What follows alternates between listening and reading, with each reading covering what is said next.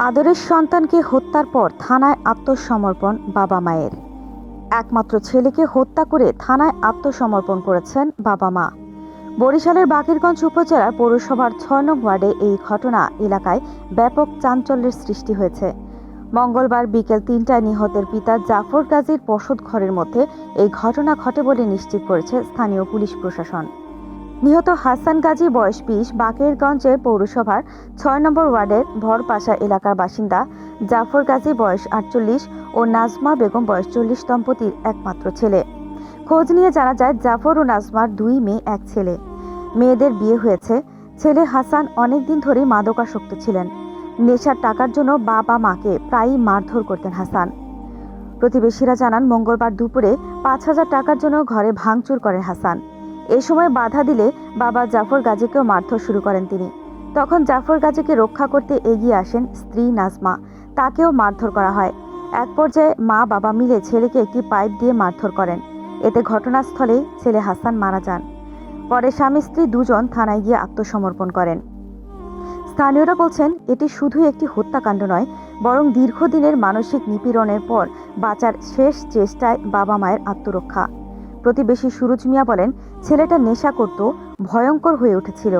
ঘরে ঘরে চিৎকার, জিনিসপত্র ভাঙচুর, মা বাবাকে পর্যন্ত হাত তুলত। আমরা বারবার থামানোর চেষ্টা করতাম, কিন্তু সে কাউকে তোয়াক্কা করত না।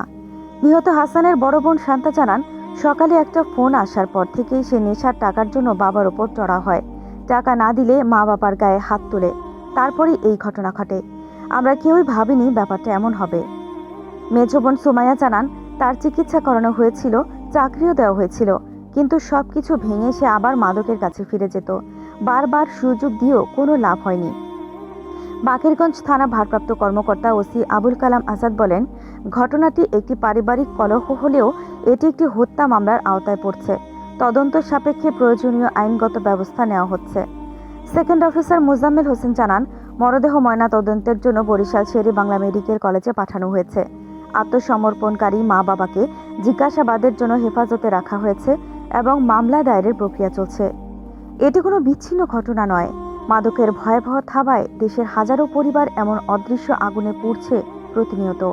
বিশেষজ্ঞরা বলছেন, মাদকাসক্তি একটি সামাজিক রোগ। এর শিকার ব্যক্তি একসময় শুধুমাত্র নিজের বিপর্যয় ডেকে আনেন না, পাশের মানুষদের জীবনকেও অসহনীয় করে তোলেন। বরিশালের এই হত্যাকাণ্ড কোনো সাধারণ পারিবারিক ঘটনা নয়।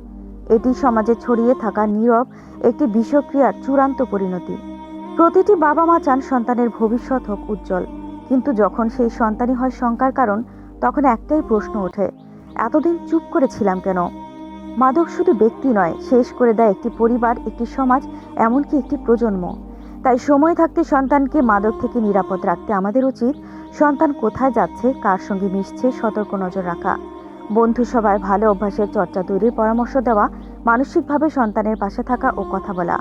প্রাথমিকভাবে মাদকাসক্তির উপসর্গ বুঝলে দ্রুত কাউন্সেলিং বা চিকিৎসা করা। প্রয়োজনে সমাজসেবা, মাদক নিয়ন্ত্রণ অধিদপ্তর বা পুলিশের সহযোগিতা গ্রহণ করা।